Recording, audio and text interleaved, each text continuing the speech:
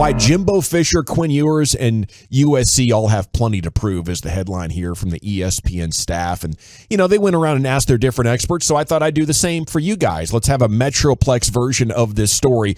Who is the coach with the most to prove in the world of college football to you? Half of these guys did choose Jimbo. Saying and one guy, Chris Lowe, said you could also take Sarkisian and has a Texas feel to it. I kind of feel like that was something, man, Texas does not want to go through another coaching search. Yeah. They really, really. I mean, I know they have the funds and the opportunity, but man, it just they seem like they're going through them like socks now. They can't find a guy. Yeah. They can't find the guy. And every one of them has seemed amazing when you hire them in a not too distant future. You're like, crap, this guy's not the dude either. Yeah. Texas A&M isn't paying Fisher $95 million to lose 4 games, but that's exactly what he's done in 4 of his 5 seasons. Aggies 9-1 in the COVID year is all they got. 17-9 the past 2 seasons. Few FBS schools have spent more on coaching and facilities than the Aggies, and their collectives are doling out more money in NIL packages to recruits than just about anybody else. How is it not better? It seems like they have everything you could possibly want, being in the great state with all that cash and a coach that had just been to the national title game with Florida State. But everybody's piling in on Jimbo Fisher coming off a 5-7 record. I can't blame him, Wolchuk. Yeah, it's funny because they've shown the winning percentages of coaches, and they ran Kevin Sumlin out of there. Yeah. That guy didn't do too bad of a job when you look back at it, huh? No, he really didn't. I don't know. Maybe it's a Texas A&M thing, and Aggie fans are going to hate me for saying that. But they need to find a quarterback, and maybe they finally found one. I know that they're excited about the freshman that they have there, and maybe he ends up being the guy.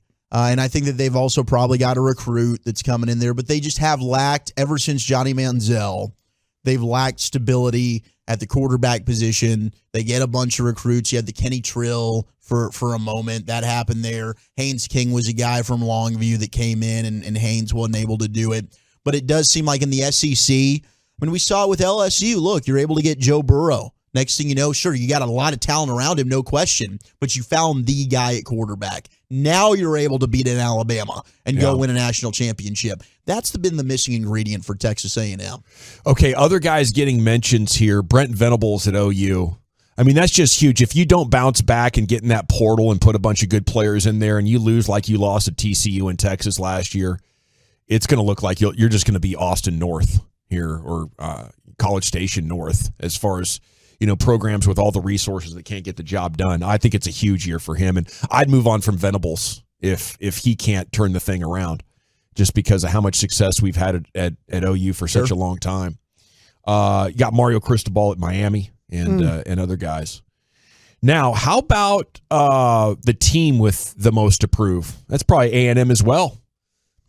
Maybe your LSU Tigers have a lot to prove right now, Brian, that they can be a respectable program as well. Yeah, they were not very highly rated coming out. I know they had the opening season loss against Florida State last year. Florida State went on to have a pretty decent year, but LSU got better as the season wore on, and they really did. And we were all kind of laughing at Brian Kelly and the staff and all that, and they had some really big wins. They got embarrassed against Tennessee. They beat Alabama at home for a big win. The Texas A&M loss was really bad at the end of the year. That was really bad because that loss probably cost them about $15 million. Ouch. And because of the bowl game, they would beat Purdue in the bowl game, a lesser bowl game, but you were probably looking at maybe even one of those big, maybe the Sugar Bowl or something like that being available to you. But, you lose that game and now you're playing a lesser bowl. But I think that people initially were not very like, well, let's see what happens at LSU. This guy went out and got some recruits. They've done a really good job. They got a reasonably young team too. So a lot of guys coming back in that. Ryan Day better beat Michigan.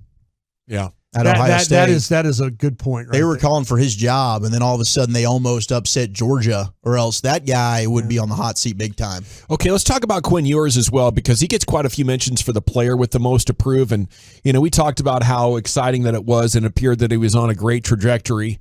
And then you had the injury and stuff that took away the chance for them to have a great year. But overall, he threw for fewer than 200 yards in 6 games. Now, you did have a great running game with Bijan, so maybe that's okay. Actually, but a couple backs there, yeah. he finished 53rd in total QBR, which is more of an efficiency number, through just 15 touchdown passes, tied for 73rd, and struggled when defenses stacked up on Robinson sometimes. Like against TCU when he threw for 171 yards and a pick on 39 attempts when Robinson was held to 29 yards. What do you think of Quinn Ewers and his prospects of being one of the top quarterbacks in college or being a top NFL prospect? Did he ever really fully recover from that injury that he suffered in the Alabama game? I don't think so. I think he was on such a magical run in that first half of that game. And to be honest with you, Texas should have beaten Alabama in that game, and he just never was the same. He never looked the same. I watched a game against Oklahoma State where he he was just so bad. Every pass was cringeworthy that he was throwing. So I think there is a lot of pressure just because of the fact of with who's sitting behind him. That's the big question about it, because the minute, how quick is Steve Sarkisian going to just, what's the length of the rope that Quinn Ewers is going to have? Yeah. Especially if Arch Manning comes in and he's already there. So he's practicing spring ball and stuff like that. So that's going to give him a huge jump going into fall camp and the season. So I just don't think the leash is really, really long for Quinn Ewers. No, he might be looking for a new team again. Yeah, absolutely. 817, Gavin, melt a half-stick butter and drizzle it on a Pillsbury croissant. I hear you. I've done that. You know what else I'll do? I'll take a little half slice of deli cheese and just roll that into it. Roll that. Or you can go with some icing, and put like a butter and cinnamon and sugar thing in the middle and make little cinnamon snacks out of it. There's all kinds of ways to make those even better. 405 wanting to push back on the Venables take. He just had the 3rd overall recruiting class. There you go. They did have a good recruiting class. There you go. So maybe it'll work out. I'm just saying this year, if it doesn't, and I don't see legitimate progress, I'm not going to sit around and hope for multiple years, because I think with the transfer portal, if you're going to be a really good coach, you're going to get that thing turned around. You're going to get things rocking and rolling. Oklahoma always has the Bob Stoops fallback, though. I mean, he came back and coached the bowl game for him when Lincoln left. Like, they've always got, Coach, you want to come back for a year or two just to help us?